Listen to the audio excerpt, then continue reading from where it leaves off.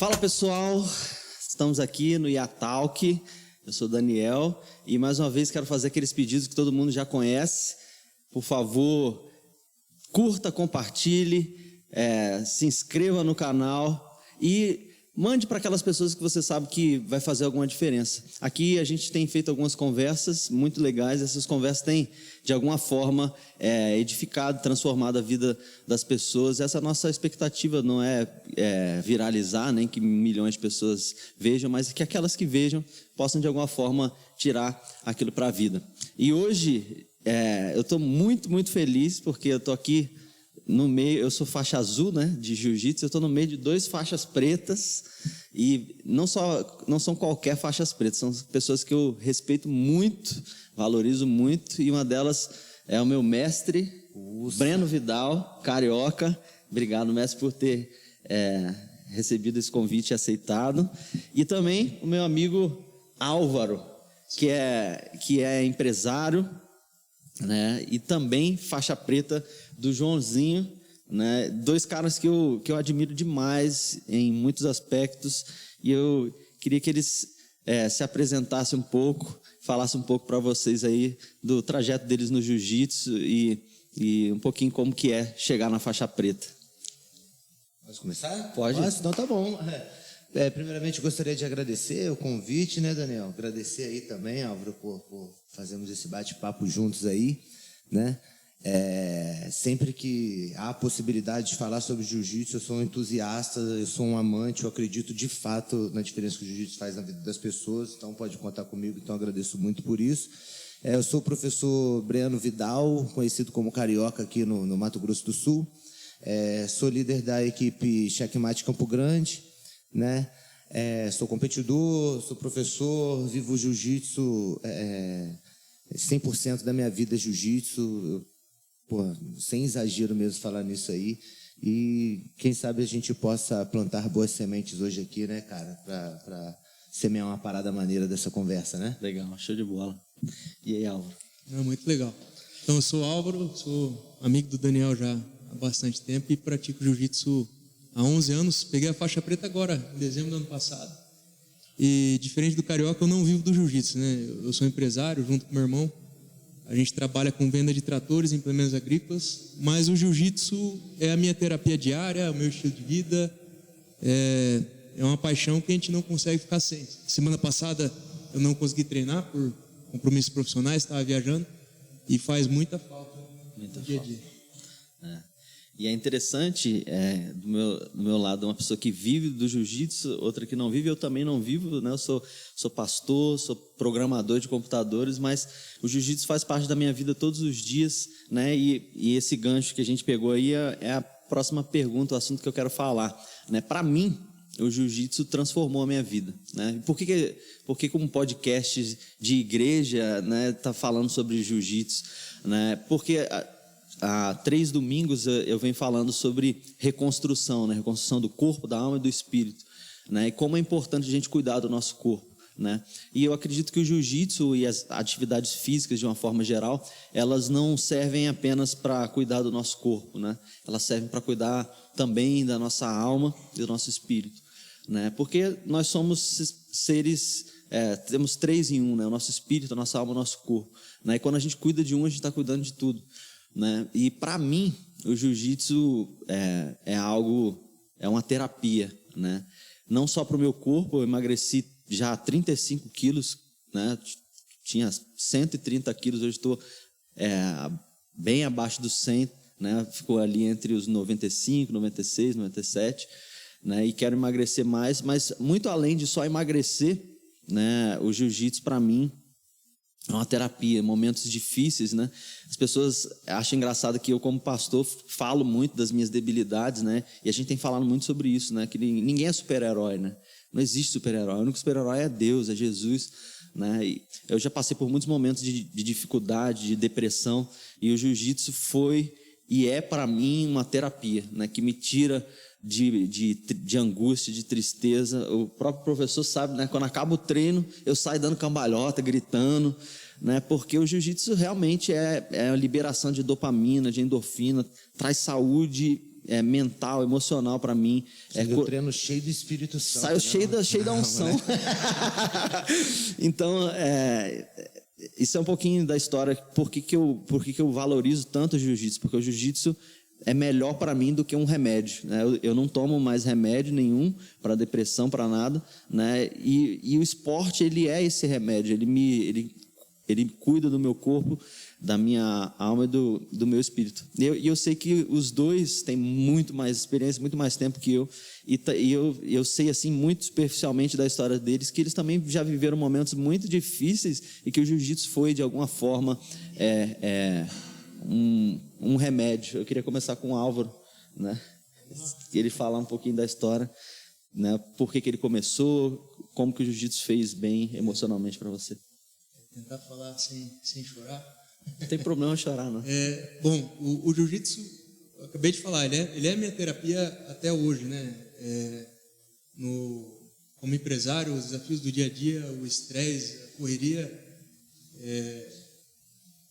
lá no tatame, onde todos são iguais, não tem distinção, e ali naquele momento da luta, do treino, você não consegue pensar em nada. Então, os problemas ficam para lá e limpamente, de uma forma sem igual.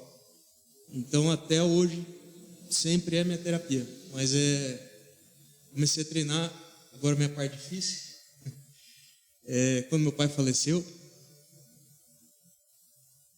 e aí já engasga, e foi muito importante para mim.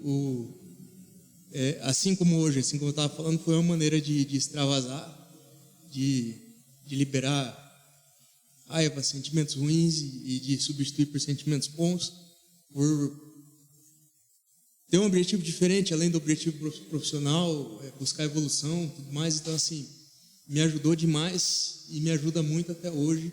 Por isso que é um esporte que eu recomendo para todo mundo, que vale muito a pena praticar.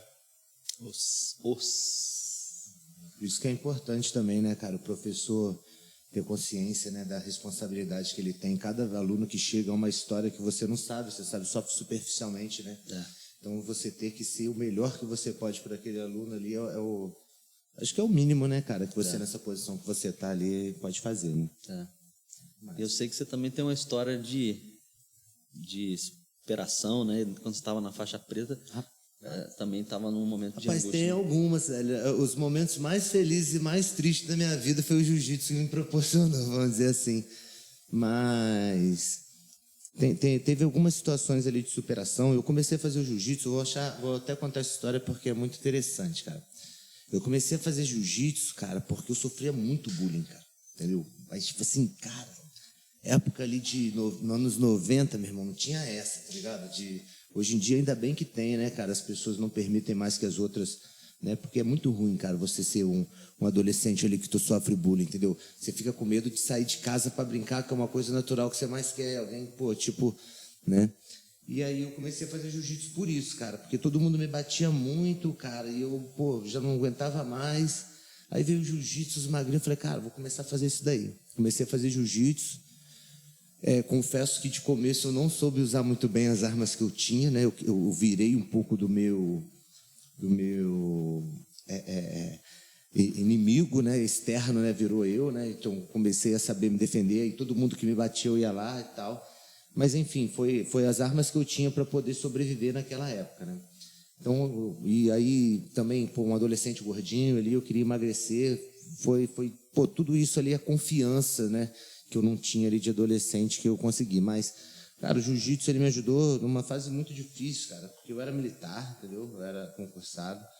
E, cara, eu tava com uma depressão também, um transtorno de adaptação, problemas ali psicológicos. E nesse meio militar não era levado a sério, cara. Tipo assim, a única coisa que me fazia mesmo ter vontade de levantar e continuar lutando era o jiu-jitsu, entendeu? Então minha vida não tinha nenhum sentido, porque quem tá numa situação ali psicológica difícil entende isso, que o que a vida não tem nenhum sentido. Você pode ter tudo de bom, mas, cara, não tá fazendo sentido para você, né? E a minha vida não tinha nenhum sentido a não ser o jiu-jitsu. O jiu-jitsu era o único sentido que a minha vida tinha. E acabou que ele foi tomando um espaço tão grande que ele virou o sentido da minha vida, né? Sim. Essa aí foi a virada de chave para que Eu falei, cara, saber, isso aqui é a única coisa que está me dando sentido na vida, eu vou atrás do meu sentido da vida, então, nisso. E aí comecei a ir deixando as coisas que eram um pouco supérfluas, as coisas que de fato não eram concretas e de grande valor, né? De lado, e fui atrás de algo que realmente era concreto e de grande valor na minha vida, que era viver do jiu-jitsu. E aí, desde então, cara, eu falo assim, tem algumas definições de sucesso, né? Para mim, o sucesso é você ser feliz, entendeu? Para mim, esse é o maior sucesso. Às vezes, você vai... E eu acho que esse daí, hoje eu vivo uma vida de sucesso, porque eu acordo todo dia feliz com o que eu vou fazer, acordo feliz com os resultados das coisas que eu faço, né? E essa foi essa grande virada. O jiu-jitsu, de fato, ele não deu sentido à minha vida apenas, entendeu? Mas ele fez a minha vida ter sentido no tempo e espaço que eu estou vivendo, vamos dizer assim. Legal, show de bola. Momentos de emoção, né? Mas eu queria também perguntar para esses 2 faixas pretas, e para que você saiba também, né, que você pode falar assim, nossa, o jiu-jitsu é 1000 maravilhas, né? Então você vai lá, é cor de rosa, né? Você não sente nenhuma dor, deve ser fácil chegar na faixa preta, né? E eu queria dizer para vocês que eu não cheguei ainda, estou longe de chegar, mas é um caminho longo, né? Esses caras têm todo o meu respeito, né? Os caras estão aqui do meu lado, porque chegar na faixa preta, como você viu aí, é 10, 11 anos de muito suor, de muito sangue, de muito choro, né? E para você superar momentos difíceis de angústia, né, e de dor, você não substitui por coisas só felizes, né? O jiu-jitsu também é dor, né? É vencendo a dor, vencendo... eu me lembro principalmente na faixa branca, de dias que eu acabava o treino e você falava, o que eu estou fazendo aqui, cara? O que eu estou fazendo aqui? Todo esfolado, apanhei pra caramba. E aí eu ia para casa e falava, não, hoje foi o meu último dia, não volto mais, não quero mais isso, apanhando muito. Aí eu falei, não vou mais. E aí chegava em casa e ficava pensando, mas como que me finalizou daquele jeito? Aí eu ia estudar. Mas desse jeito não me finaliza mais, porque a defesa é essa, é assim que defende. Aí aquilo só ia me fortalecendo, no outro dia eu ia lá falando, pode me finalizar do outro jeito, mas desse não vai me finalizar mais. E essa superação que o jiu-jitsu traz, e de você ficar confortável no desconforto, né? O cara põe pressão em você, os faixas pretas estão aqui, cara, os caras põem uma pressão violenta, parece que tem 1 tonelada em cima de você, e você suportar, você não bater, não desistir, porque para quem não sabe, no jiu-jitsu, se você der 3 tapinhas, você desiste, né? Mas você permanecer ali firme, né? Eu queria perguntar isso para deixar eles falarem um pouquinho, né? Como que é ser faixa preta, né? Como que é chegar na faixa preta? É um caminho muito duro, né? Não, Álvaro? Diz aí você. Não, com certeza. Até hoje, né? Porque o mais legal, o mais, como é que fala, apaixonante do jiu-jitsu é que a gente nunca para de aprender. Então, em algumas artes, em algumas profissões, você é um mestre, você é um faixa preta, você já chegou no seu limite. E no jiu-jitsu, todo dia você está aprendendo alguma coisa, todo dia você está sendo desafiado de uma maneira diferente. A gente sempre fala e faz muita analogia com o jogo de xadrez, né? É um jogo de xadrez humano. Então, às vezes você acha que está dominando a posição e, pelo contrário, o teu adversário deixou você dominar para ele te atacar de uma outra maneira que você não vai conseguir defender. Então, essa é a grande motivação, que além de você se exercitar fisicamente, você está o tempo todo oxigenando, exercitando o cérebro muito para o que você estava falando aí de resolução de conflitos, resolução de problemas. Você tem mais calma no seu dia a dia, você sabe dar um passo para trás e analisar aquela situação, aquela dificuldade que você tem que resolver. Então ajuda muito nisso, fisicamente e mentalmente. E assim, até hoje, graduei faixa preta em dezembro, mas continuo treinando muito, continuo apanhando muito, batendo às vezes, apanhando um pouco mais que batendo. É uma vida de lesões, então quando a gente se machuca, a preocupação não é o machucado em si, a preocupação é quanto tempo a gente vai ter que ficar sem treinar, em quanto tempo a gente vai poder voltar a treinar normal, em quanto tempo a gente vai poder estar naquele nível que a gente estava, né? Então hoje, por exemplo, meu joelho direito vive amarrado, meu ombro esquerdo não é aquelas coisas, mas igual você falou que você leva um golpe, estuda, e aquele golpe você não cai mais. Esse meu ombro aqui não é bom. O cara não me pega desse lado de jeito nenhum, porque eu estou sempre defendendo ele, né? Então você acaba se adaptando, assim como na vida. Você tem as dificuldades, tem que ter a tal a palavra resiliência, né? Se adaptar às dificuldades e se transformar para seguir em frente. E jiu-jitsu é isso. Legal. Mesma pergunta para você, mestre. Eu me lembro de um episódio que o mestre estava lesionado, né? Fez uma cirurgia, ficou para quase um ano sem treinar. Imagina, professor da academia. E eu me machuquei na costela, né? Encavalou a minha costela. Eu fiquei umas 2 ou 3 semanas sem treinar. E aí mandei mensagem pro mestre, assim, chorando, me engano, falando: mestre, não aguento mais essa vida, eu preciso treinar, não sei o quê. O mestre: Daniel, olha para mim. A minha vida é jiu-jitsu. Eu tô quase um ano sem treinar, né? E, cara, vencer esses momentos de conflito, de dificuldade, é uma coisa que eu aprendo todo dia com o mestre, né? E o que você tem para dizer sobre isso, mestre?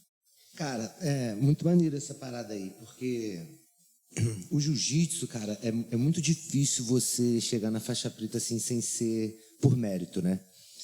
E qual que é esse mérito da faixa preta? É experiência, vamos dizer assim, né? Experiência, habilidade, treino, entendeu? Você tem que viver aquilo, você tem que passar pela jornada, não adianta, entendeu?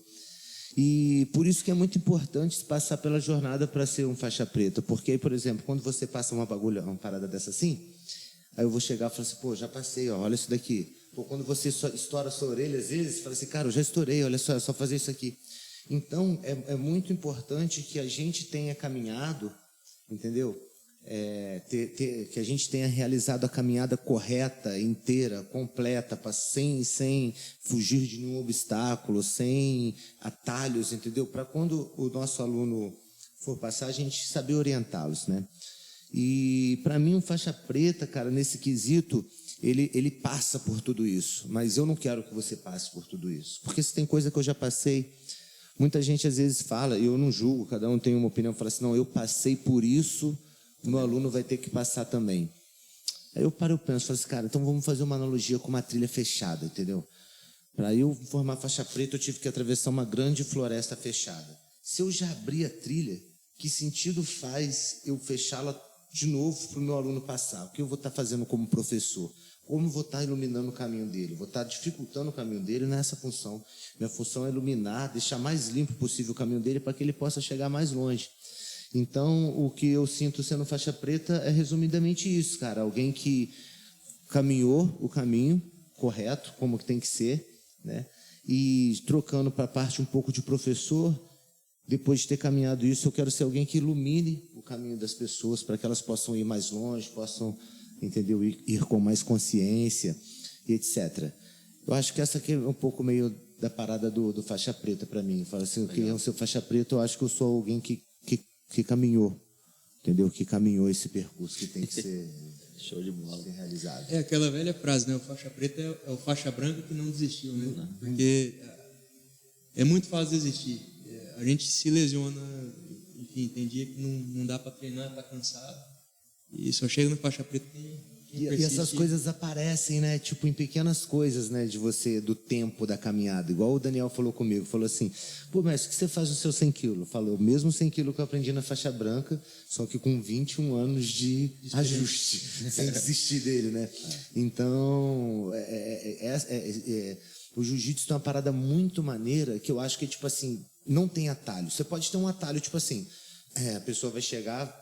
eu, sei lá, peguei a faixa preta em 4 anos. Entendeu? Vamos lá, vão te dar uma faixa preta. Você vai estar com uma faixa preta na cintura, mas a pessoa não vai te ver como... Você não vai ser reconhecido como faixa preta. Você vai ser alguém que está com a faixa preta na cintura, né? Então, quem caminha, né, a caminhada, aí você vê, é igual, fazendo analogia algumas coisas, né, da igreja, né? Você reflete aquilo que você vive, de fato né? E acho importante também o professor ter isso. Acho que assim... Eu acho que, por exemplo, uma liderança no jiu-jitsu, eu acho que, sei lá, você não colocaria muita fé se você fosse lá, eu te ensinasse um monte de coisa, eu apanhasse para todos os meus alunos, entendeu? Assim, né? Da mesma forma que, tipo assim, eu não ia colocar muita fé, às vezes, se eu viesse aqui no seu culto e, tipo assim, ver que 90% da sua igreja segue mais o evangelho do que quem está liderando. Né? Eu acho que esse exemplo é importante. Né? Ou não vive aquilo que está pregando. Que não vive, isso é muito legal a gente falar. Nem estava no script, mas, cara, eu admiro esses dois caras que estão aqui do meu lado, não só pela faixa preta, mas porque o jiu-jitsu, assim como a gente está falando aqui, né, ele é algo que tem até uma música, jiu-jitsu é evolução. Jiu-jitsu é evolução. Ele faz você evoluir mentalmente, né? E eu vejo nesses caras isso, né? O Álvaro, um grande empresário da cidade, e eu acredito que essa viver debaixo de pressão faz a pessoa melhorar, né? Se transformar numa pessoa melhor. E o mestre, cara, a academia, sem puxar sardinha para nossa academia, né? Mas o ambiente que a gente tem ali, eu estava falando isso pro Franklin, né? Que está gravando aqui com a gente, falando ontem, cara.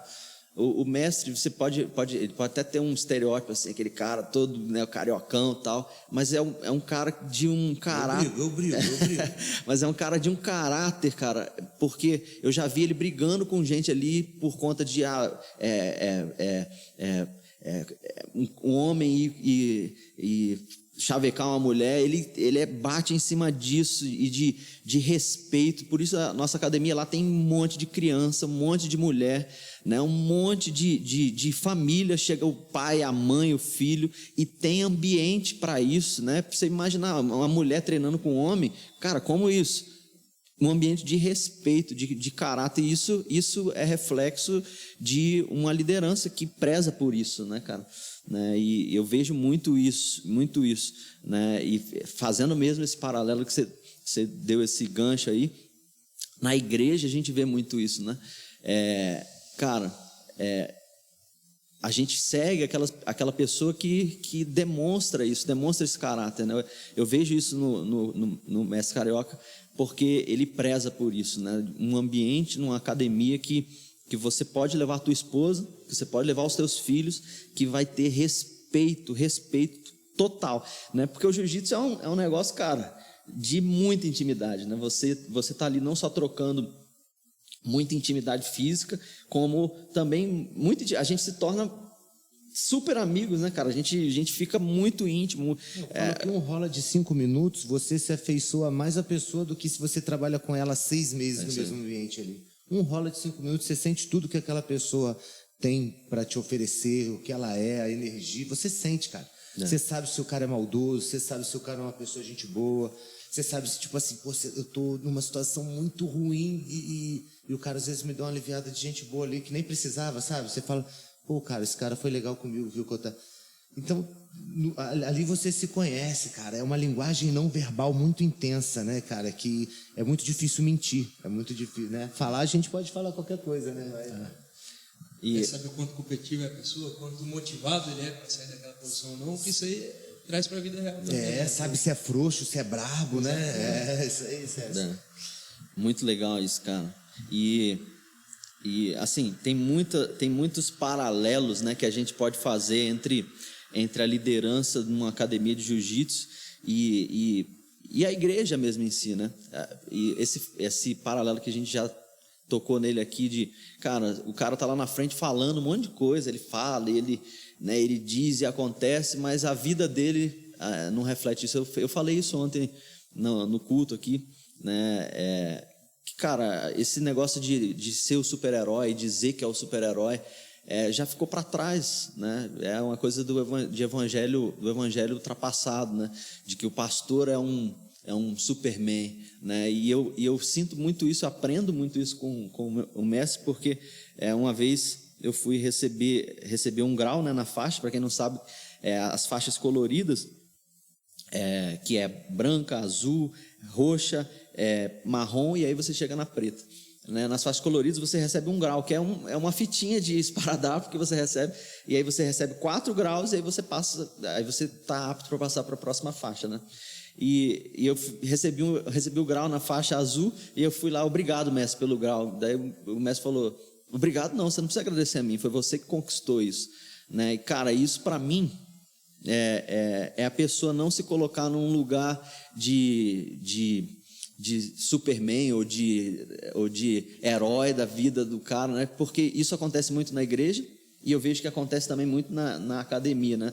Do cara que é faixa preta, ele querer se colocar, o líder, né? Ele querer se colocar num lugar onde os outros são menores e eu sou maior, e eu vejo que você tenta passar essa mensagem muito forte. Eu acho que você fala isso praticamente todo dia. Eu sou só uma ferramenta, nós professores de faixa preta somos só uma ferramenta do jiu-jitsu. E o que eu entendo quando eu ouço isso é que você está querendo tirar esse holofote de semideus ou de herói de cima de você e dizer, cara, o jiu-jitsu que é a ferramenta, o jiu-jitsu que é o bom, eu sou só uma ferramenta, né? Cara, não é nem questão de tirar, não, é porque de fato é isso, cara, entendeu? Isso que muitas pessoas às vezes não conseguem entender e às vezes não entende por causa do ego. De fato é isso, cara. Nós professores, cara, a gente só é uma ferramenta de ajudar o nosso aluno, entendeu? A viver o melhor que pode jiu-jitsu. O jiu-jitsu que faz tudo. Da mesma coisa que você, tipo assim, você como pastor é um cara que, tipo assim, vai guiar, vai dar uma direção pro seu rebanho, mas quem vai fazer é Deus, né? Quem vai fazer é Jesus, né?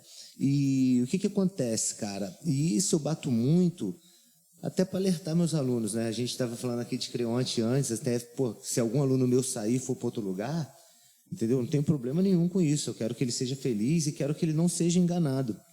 Muitas vezes, por exemplo, você chega e você falou assim, você perdeu 40 quilos com jiu-jitsu, certo? Certo. Então, aí você vai chegar e falar assim, cara, perdi 40 quilos com jiu-jitsu com o mestre carioca, eu sou muito grato a ele, porque ele fez comigo o que eu nunca consegui na vida, não sei o quê.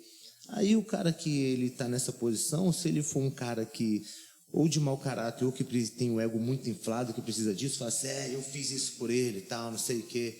Entendeu? O outro, cara, eu tinha uma depressão, um mestre carioca aqui no jiu-jitsu, não sei.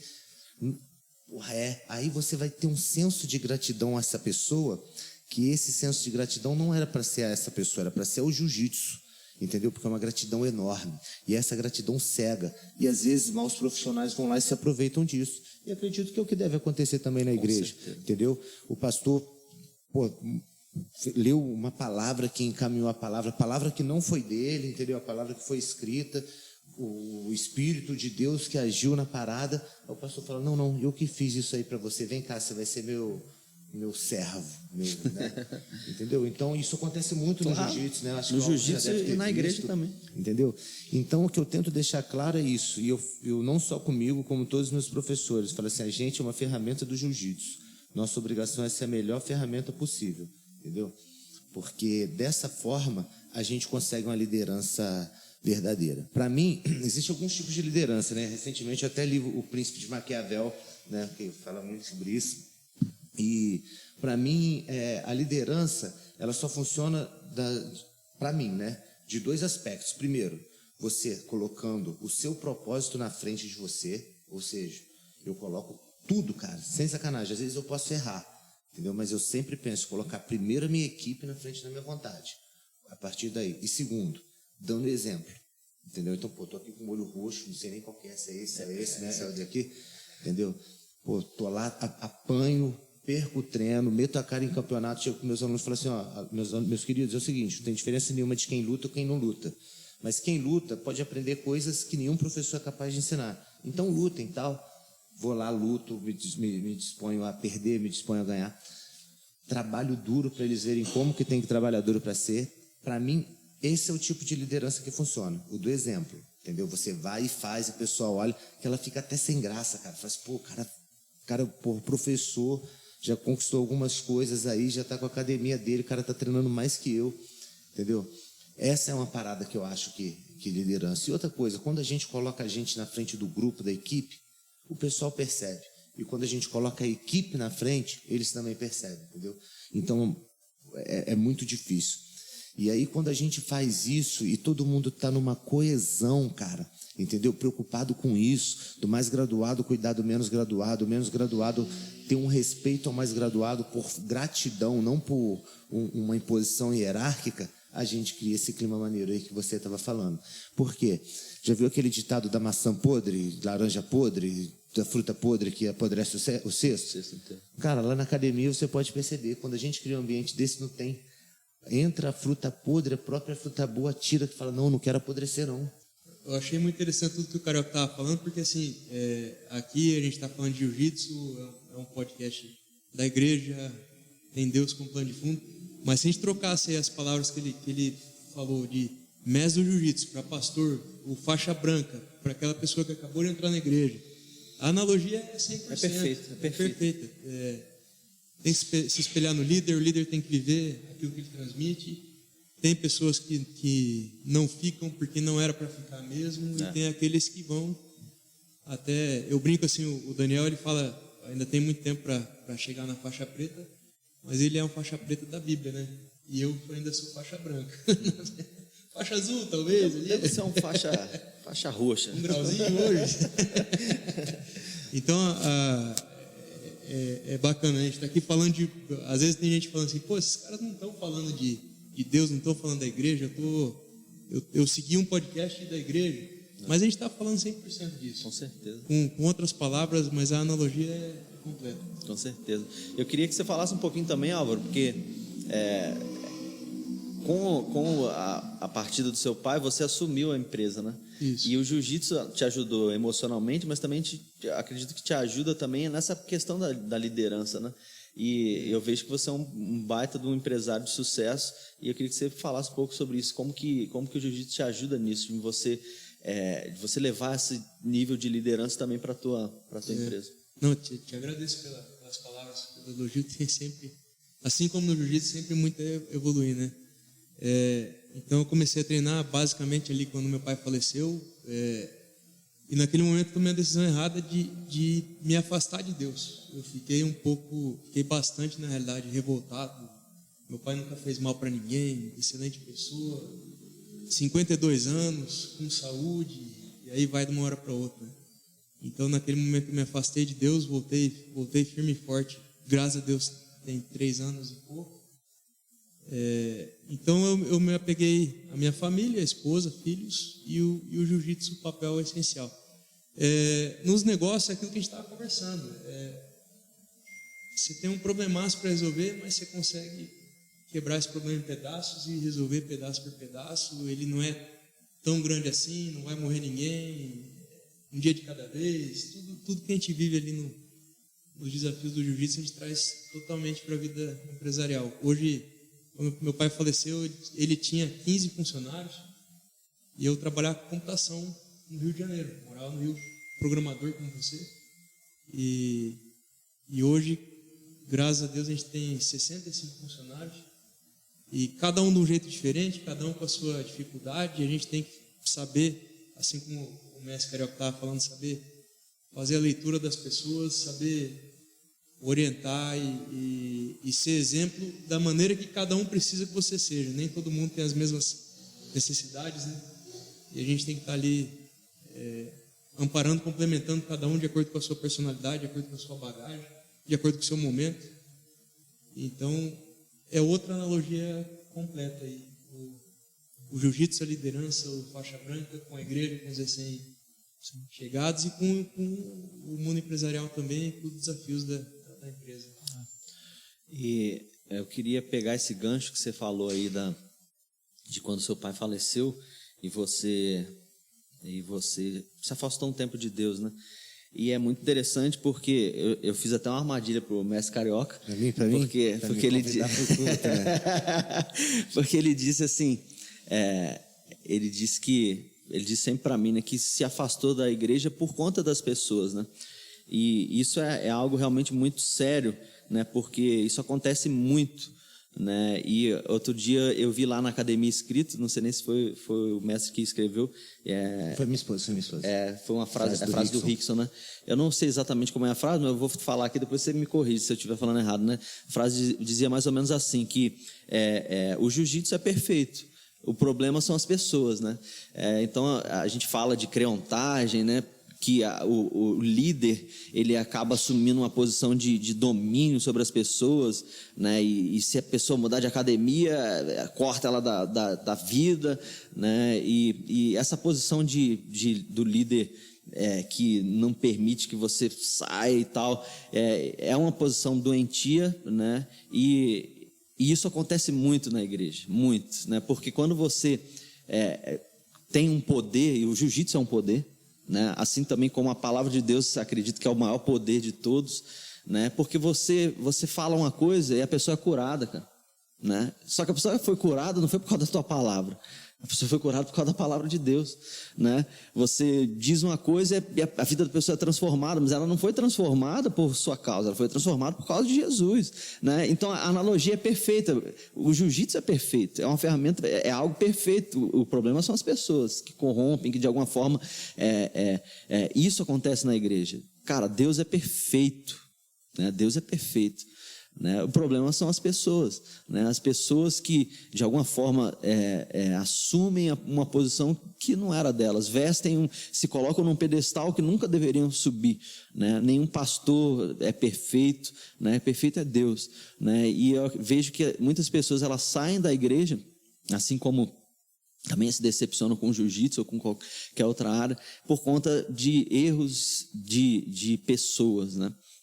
E eu queria falar um pouquinho sobre isso, sobre essa analogia, né? Queria que o mestre falasse sobre isso, né? Sobre essa frase em específico, né? Como que a gente não pode assumir o lugar que o jiu-jitsu tem, assim como a gente também tem que ter a sabedoria e essa é a minha armadilha para você, né? Você falou que saiu da igreja por causa a gente não pode deixar Deus por conta dos homens, aquilo que você falou, né?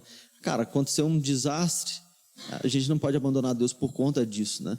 E assim eu penso e assim eu digo isso por conta de que, cara, se amanhã ou depois eu me decepcionar com alguma pessoa, eu não vou abandonar o jiu-jitsu porque o jiu-jitsu faz bem para mim, né? É a mesma coisa, cara, tem muita gente que fala hoje em dia, né? Eu vivo a igreja porque a igreja é na minha casa, né? Eu tenho Deus na minha casa. Cara, é a mesma coisa que a pessoa falar assim: eu vivo jiu-jitsu, mas treino sozinho. Não dá para treinar sozinho, cara, é impossível treinar sozinho. Tem que ter alguém para te ajudar, né? E a igreja é a mesma coisa. Você se decepcionou com o mestre lá, cara, vai para outra. Vai para outra, mas não abandona Deus, entendeu? Porque é impossível você, cara, falar: não, eu vou continuar com jiu-jitsu, ou eu vou continuar com Deus,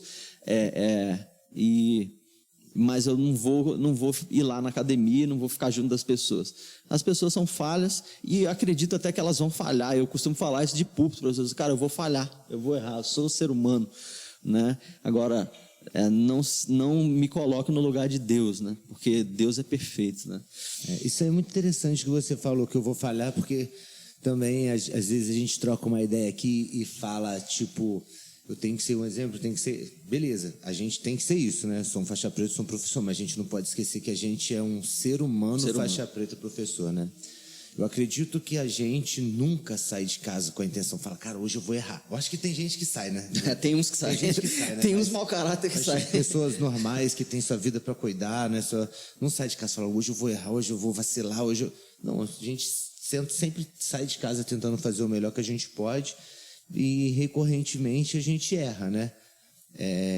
Mas nessa questão aí que você falou, o que eu vou fazer? Vou dar o pulo do gato e vou falar: muito boa observação, pode passar para outro. Pode passar para outro tópico, mas quem sabe? Não, eu vou dar uma Mas você já me prometeu. Não, vou fazer uma visita aqui, já está prometido. Já me prometeu. Já. Mas eu vou dar uma resposta melhor ainda. Tudo no tempo de Deus. Moleque. Foi liso, né? Foi liso. Eu tô falando osso aqui, gente, pode ser, tem gente que tá estranhando. Osso é uma expressão, tipo, né? Amém. É tipo amém. Eu falei pro mestre outro dia: mestre, lá na academia, tem vezes que ele começa a filosofar lá e falar umas coisas bonitas, eu falo amém. E aqui na igreja, na hora que o outro pastor tá pregando, às vezes tá pregando bonito, eu falo osso. Não é bonito nada, ele que se empolga com... Acha que eu que faço o que o jiu-jitsu faz por ele. Diz aí, Álvaro, o que você acha disso? Desse ponto, né, de cara, as pessoas podem errar, né, mas a gente não pode, principalmente com relação à igreja, né, a gente não pode olhar para as pessoas, né. Isso acontece demais, né? A pessoa se afastar de Deus ou se revoltar por erro de outras pessoas. E o contrário também tem, igual vocês estavam falando aí, tem líderes, pastores, eles são ferramentas, assim como o mestre Carioca é uma ferramenta, e eles se colocam no lugar de Deus. Eles têm a foto deles estampada para todo lado, e eu sou o cara, eu que faço isso, eu que faço aquilo, e não é, né? Então... Assim como tem igreja que tem a foto do pastor estampada. Eu não queria falar mais exemplo, tem isso. É isso mesmo. Não é Deus que está em primeiro lugar, né? Isso aí. É o ego. E a gente tem que tomar muito cuidado com isso em todos os aspectos. Com certeza. Na empresa, por exemplo, não sou eu que faço. É o conjunto, é a equipe que faz. E se eu, assim como ele falou do jurídico, se eu não colocar a equipe na minha frente, se eu não souber como dar boas condições de trabalho para eles, boas condições de evolução para eles, eu não vou evoluir, eu não vou atingir meus resultados. E assim é no jiu-jitsu, assim é na igreja. Sim. É como se fosse uma posição de responsabilidade, né? Tipo assim, por exemplo, vamos fazer uma analogia a um navio, né? Para um navio, ninguém toca um navio sozinho, entendeu? Mas tem aquelas funções que vão decidir os cruciais movimentos do navio para aquele navio continuar na direção, para aquele navio não sofrer nenhum acidente, para aquele navio, né, poder atracar tranquilamente. E isso aí, né, que a gente está nessa posição por a gente ter mais experiência no navio, vamos dizer assim, né? Mas se não tiver a pessoa ali que vai, sei lá, tá puxando uma âncora, tá jogando um carvão, não vai fluir, entendeu? Essa é uma analogia que você faz muito também, né? Do navio, do né? navio, né? Você fala, pô, a nossa academia é um barco. Todos vocês estão remando. Eu só estou aqui mexendo no leme, mais ou menos dando a direção por causa da experiência, mas a gente só está indo em algum lugar por causa do conjunto. E o interessante, a gente tá, às vezes, com o barco, mesmo que esteja um pouco mais vazio, todo mundo remando na mesma direção, porque às vezes a gente está com o barco muito cheio e tem gente remando em direção contrária. Um que já rema para trás já vai deixar muito mais... vai deixar muito maior o esforço de quem está remando na direção correta.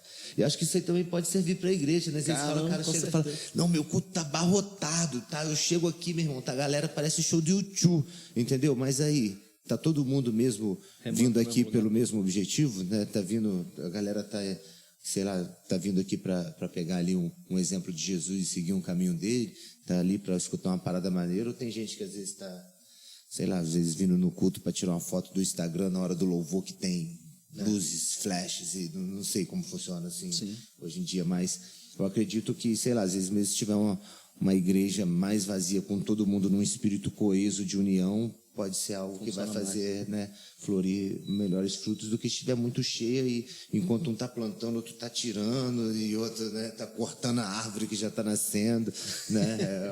É complicado, cara, complicado. É isso mesmo. A gente fala, desculpa aqui. Não, eu falar que lidar com pessoas é complicado, por isso que eu saí da igreja, mas não é isso, não é brincadeira, gente, eu sou engraçadinho, vai. Não, a gente está falando analogia e não para de pintar analogia na cabeça, né?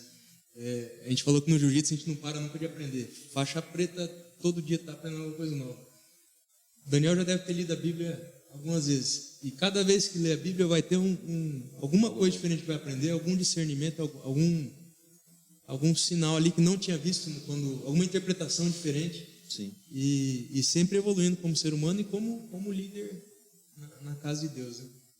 Assim como no jiu-jitsu, que a gente tem que treinar todo dia ou algumas vezes por semana, e se a gente fica sem treinar, a gente esfria e o corpo desacostuma e desaprende muita coisa, aquela memória muscular. Relacionamento com Deus é a mesma coisa. Você tem que ler a Bíblia, tem que estar participando do corpo da igreja, tem que estar vindo treinar. Não só a maioria muitas pessoas treinam só nos domingos, né? Só vem no culto de domingo e passa o resto da semana sedentário, fazendo analogia com o jiu-jitsu. E não, durante a semana você tem que se exercitar, porque senão você vai chegar no domingo e você vai estar frio, você vai dar cãibra na hora do treino ali, não vai. Eu postei um negócio essa semana falando isso, né? Não adianta você querer ter um shape espiritual se você só treina domingo. Não vai ter, né? Isso é uma coisa interessante, desculpa eu te interromper, depois você volta. Que tem um estudo realmente nas igrejas, as pessoas nos Estados Unidos a galera gosta muito de estatística, né? E eles fizeram algumas perguntas para as pessoas, algumas pessoas que começaram a ler a Bíblia uma vez na semana, assim, em casa mesmo. alguns que começaram a ler 2 vezes, 3 vezes, e aí eles trouxeram uma estatística muito legal, que só a partir das pessoas que leem a Bíblia e oram, a partir de 4 vezes mais, 4 dias por semana, que aquilo começa a trazer um resultado, né? E eu me lembro do mestre Carioca falando comigo, né? Logo que eu cheguei na academia, como eu estava questão de mudança, porque eu vim de outro estado, né? E aí eu não estava conseguindo treinar todo dia, mas, cara, você está vindo 2, 3 vezes na semana, você tem que vir mais, né? Porque o resultado, acredito que começa a vir quando você se dedica mais, né? E hoje, quando eu falto um dia, é ruim. Treino no sábado, não tem treino no domingo, eu já tô, meu Deus, amanhã eu acho que eu vou no primeiro treino do dia, né? E essa analogia é muito importante, porque nesse estudo, ele diz que, cara, pessoas que estão com alguma compulsão, seja sexual, seja de drogas, quando elas passam a ler mais que 4 vezes no dia a Bíblia, aquilo começa a ir embora. Se elas fazem menos, aquilo não... Leem a Bíblia, mas leem uma vez, ou vai só no culto, aquilo não traz resultado, né? Precisa de... a analogia é muito boa, né? Cara, você não vai conseguir resultado, você não vai conseguir um shape treinando uma vez por semana, não vai conseguir, né? Você precisa pelo menos 4 vezes, né? Esse compromisso também traz resultado, não é? Sim. Eu acho que qualquer coisa, né? Se você se dedica uma vez na semana, você vai ter o resultado de quem se dedica uma vez na semana. E não é diferente para quem está buscando também um caminho, né? Também, a gente está cheio de analogias, né? Porque é jiu-jitsu. Eu acho que também é muito parecido esse caminho do evangelho com do jiu-jitsu, né? Eu sempre falo, cara, você só vem e faz o seu melhor e deixa o tempo passar. Eu acho que também é muito dessa situação. Você vai... deixa o tempo passar e vai aproveitando, fazendo o melhor que você pode em cada dia, né? E aí é isso daí. Se você se dedica uma vez por semana, você vai ter um resultado, um conhecimento, uma bênção, né? De quem, né, está trabalhando isso aí uma vez por semana.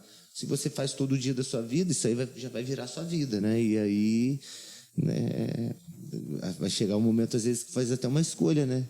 Que aí, será que isso vai ser a minha vida inteira, né? Igual dá para fazer, né? Muitas pessoas, né, fazem da vida dela o próprio evangelho, né? Forte, né? Isso é muito legal. Você estava falando, eu te cortei, né? Quer completar isso? Não, justamente isso. Vocês complementaram, não cortou não. Show. É muito importante mesmo. Entender que para fazer diferença tem que se dedicar, né? Tem que se dedicar. E tá treinando uma vez só por semana, é mais fácil esfriar, é mais fácil abandonar, mais fácil desistir. Se tá machucar. Treinando 4 vezes por semana, você quer treinar cada vez mais, você quer evoluir cada vez mais, e assim também é no relacionamento com Deus, quem tá... Aí, numa vez na semana, um dia que você não vai, já são 15 dias sem praticar, né, cara? Um domingo que a gente falta no culto, se não faz nada durante a semana, já são 15 dias sem estar perto de Deus. E é muito importante isso, muito importante a gente perceber isso. Ontem no culto eu falei um pouco sobre isso para quem está assistindo a gente. Eu estou falando ontem porque a gente está gravando segunda-feira, mas esse podcast vai ao ar na sexta-feira. Eu preguei um pouco sobre isso, né? Falei um pouco sobre, cara, a gente vai devagar abandonando algumas coisas, né? Vai devagar abandonando algumas coisas, e essas coisas são as coisas vitais que transformam a nossa vida, né? E se a gente não prestar atenção nisso, né? Por isso que eu coloquei uma coisa na minha cabeça, né? Quando eu percebi que o jiu-jitsu fazia bem para mim, cara, que ele fazia bem para o meu corpo, para minha alma, eu falei, cara, eu quero jiu-jitsu para o resto da minha vida, né? Até onde eu conseguir, né? Eu brinco, eu falei até de púlpito isso, mestre. Eu falei assim, eu fiz os cálculos, é óbvio, eu não sei quando eu vou pegar a faixa preta, né? Mas demorar muito. Mas assim, pensando, eu fiz o cálculo pensando no tempo mínimo de cada faixa. É óbvio que não vai ser o tempo mínimo, mas eu coloquei o tempo mínimo, e aí a partir da faixa preta, para quem não sabe, né?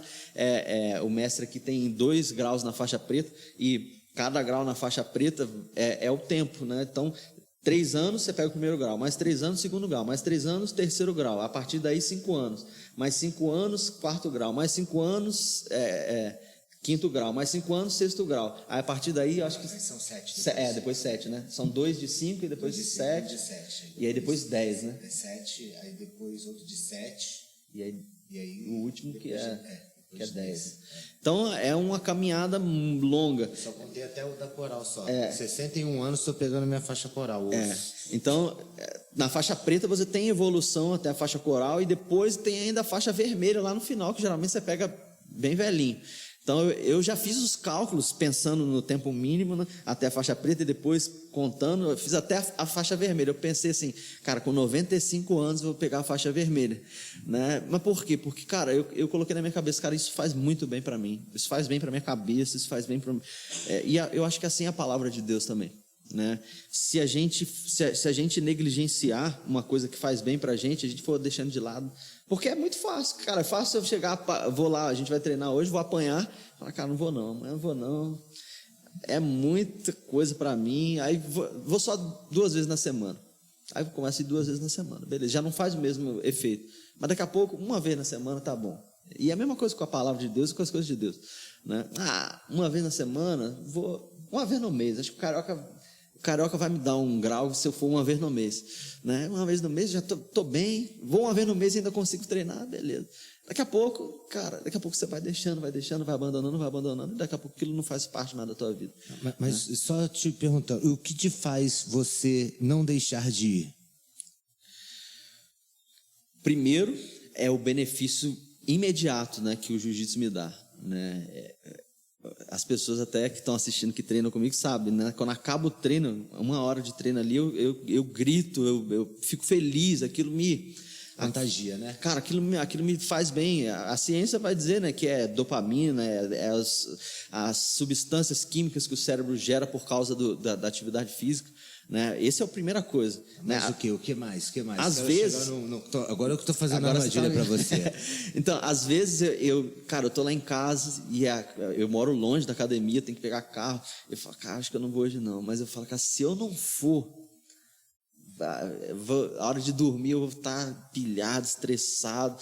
Não, eu vou. Aí eu vou e quando acaba o treino eu estou bem pra caramba, né? Mas num segundo momento, hoje eu não tanto, mas num segundo momento eu coloco alguns alvos, né? Porque as faixas são um incentivo, né? E assim, eu já comprei a minha faixa roxa, não sei quando eu vou receber, mas ela tá lá. Eu falei com um faixa roxa, amigo meu, que veio e a gente treinou, emprestei a faixa roxa, a minha, não, mas a minha próxima faixa, porque é um target, né? É um alvo para mim, né? É um alvo. Querendo ou não, eu tenho aquilo como alvo, né? Esse é o segundo. E o terceiro que eu coloco, que eu comecei a fazer também, porque é um objetivo que eu alcanço, são as competições, né? A competição é algo muito legal para mim, porque eu fui em todas as competições, nunca consegui pegar o ouro, né? Cheguei na prata no máximo. Cara, e eu tô treinando, eu quero ir num campeonato, eu quero subir no pódio, eu quero pegar o ouro, né? Isso não vai me trazer dinheiro, não é alguma questão de objetivo. É algo que vale mais que dinheiro. Cara, a primeira vez que eu fui no campeonato... Se admirar, se ver como um vencedor. Primeira vez que eu fui no campeonato, cara, já subi no pódio, aquilo ali, eu escrevi, né, no Instagram, falei, cara, estou me sentindo vivo.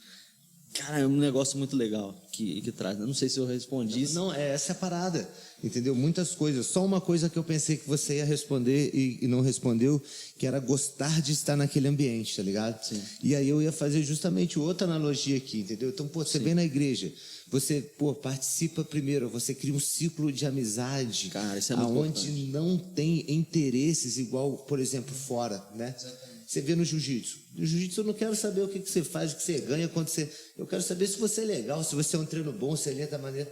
Eu acho que aqui na igreja também, né? O pessoal não quer saber. O pessoal quer saber se você traz uma palavra de conforto, se você, você consegue acolher a pessoa, né?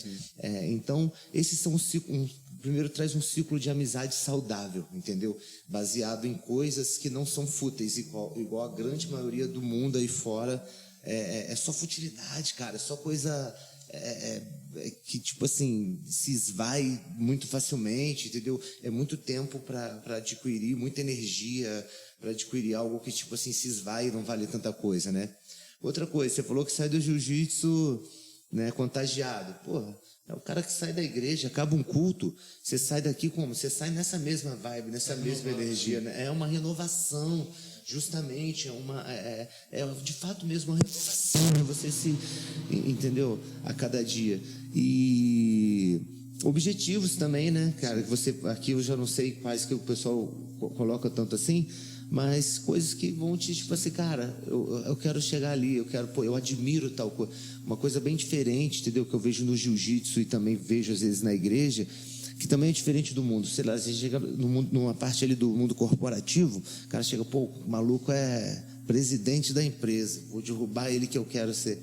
No jiu-jitsu, fala, cara, o cara é muito bom de jiu-jitsu, eu vou colar com ele para ele me bater, para ele me ensinar que eu vou ser igual a ele, entendeu? E acredito que às vezes é isso que se busca no ambiente de igreja. Então, eu acho que se você juntar tanto numa academia de jiu-jitsu quanto numa igreja, esses tipos de coisa, um ambiente onde que a pessoa se sinta feliz, onde que dê a ela um senso de comunidade, de pertencer a um grupo que a acolhe, independente de como ela seja, que ela saia mais feliz toda vez que voltou e que tenha alguns objetivos para ela chegar, onde ela tenha guias, né? Guias, tipo assim, a gente tem um estudo que diz que nós somos feitos das 5 pessoas que a gente mais convive, né? Então, para a gente saber bem, então se a gente consegue pessoas ali que vai nos motivar a ser melhor, espelhos, guias mesmo ali, eu acho que esses aspectos fazem com que as pessoas queiram estar sempre aqui, né? Ou lá. Queria que você falasse um pouquinho sobre isso. Na empresa também, na empresa os ministérios são os departamentos, né? Sim. Tem o departamento comercial, o cara tem perfil de vendedor, pós-venda gosta da parte mecânica, da parte técnica. E as faixas é o plano de carreira, né? Se eu não tenho plano de carreira bem definido, se eu não tenho uma descrição de cargo que o cara tem que fazer para subir desse cargo para esse bem definido, Ele não tem objetivo. Ele não tem objetivo, ele não tem engajamento, ele não tem pertencimento à empresa. E aí, por R$100 a mais, ele vai para outro lugar. Vai para outro lugar. Então, tudo se aplica perfeitamente. Eu tô aqui escutando vocês e não só aprendendo também e reforçando algumas coisas que eu já tinha na cabeça. Sim. Falando de jiu-jitsu, mas para aplicar na empresa. Perfeito. Muito interessante. Perfeito. Jiu-jitsu Jiu-jitsu é vida. A vida é a arte imitando a vida, né? Impressionante. Perfeito. Eu queria concluir, muito profundo, cara. Eu imaginava que seria profundo, mas todas as vezes tem sido bem profundo as nossas conversas. E hoje quero agradecer demais, cara, esses 2 caras que eu admiro assim. Te fiz pedir não, porque o mestre disse que eu não preciso pedir para ir nos lugares, né? Mas eu falei para o mestre, vou lá no Joãozinho para participar da graduação. Fiz questão de estar lá na graduação desse cara, que eu admiro demais, faixa preta, né? E o mestre carioca não tem nem o que dizer, tanto que eu admiro. Eu falo, cara, eu quero criar raízes aqui em Campo Grande para ficar o tempo todo faixa preta, faixa coral, ficar perto desse cara que eu admiro demais. E, queria muito que você fizesse uma visita pra gente. Tá feito. Tá gravado ali, ó. Vou confirmar antes do meio do ano, eu vou fazer uma visita. Beleza, isso aí. Queria que vocês dessem se eu não fiz alguma pergunta, se vocês quisessem falar alguma coisa, que vocês dessem a última mensagem aí de vocês. Cara, eu gostaria de agradecer, muito obrigado mesmo por a oportunidade de falar sobre o jiu-jitsu, é algo que eu amo. Eu sempre que tiver, eu vou falar porque de fato fez a diferença na minha vida. Eu acredito que eu consigo hoje, com o meu trabalho, me sentir uma pessoa útil à sociedade, por dar sentido à vida das pessoas, graças ao jiu-jitsu também. Foi algo que me fez me sentir uma pessoa plenamente completa, a me aceitar do jeito que eu sou, a não me importar com futilidades, que eu acho que isso aí é o que vai deixando o mundo cada vez pior ali. E, cara, agradecer a todos vocês, convidar, façam uma aula de jiu-jitsu, procurem uma academia legal ali, porque eu acho que isso aí pode mudar a sua vida mesmo, entendeu? Eu acho que pode te trazer confiança, entendeu? A cada dia ver que você é capaz de fazer algo que você achava que não era capaz, a ver que você é mais forte do que você achava que era, levar isso para a sua vida. Eu vou concluir aqui falando um pouco da palavra do jiu-jitsu para vocês. Muito obrigado. façam jiu-jitsu. Show de bola. Agradecer também o convite e a participação. Primeira vez que eu participo de um podcast, e os caras aqui já são veteranos, já, né? O Carioca tinha um Sucesso! e eu já tinha assistido sem saber que era você. Então, prazer conhecer também. Prazer, meu. O Daniel já tinha falado bastante de você, do quanto ele te admira e quanto ele se inspira em você. E Daniel, sem palavras, faixa preta da palavra de Deus aí, aprendo muito contigo, te admiro muito. E é uma honra para mim estar aqui com vocês. Obrigado. É isso, gente. Espero que de alguma forma essa conversa tenha edificado a sua vida e peço para você compartilhar, você curtir, você de alguma forma divulgar isso para alguém que você acha que vai fazer diferença na vida dela, tá bom? Deus abençoe você. Quer falar mais alguma coisa? Eu queria falar uma coisinha. Assim como o Carioca chamou, quem quiser vir para o treino, conhecer, mas quem ainda não conhece, quiser vir para a igreja também. Isso aí. E ver o quanto é bom, o quanto é um lugar onde o Espírito Santo está presente o tempo todo, o louvor, as pregações, as pessoas. Então, quem quiser conhecer, isso aí. Legal, show de bola. Também. Show de bola. Então, que Deus possa abençoar a sua vida, que você possa de alguma forma ser edificado por esse vídeo. Amém? Deus abençoe você. Até mais. Cara, obrigado, cara. Eu que agradeço, obrigado. Muito profundo.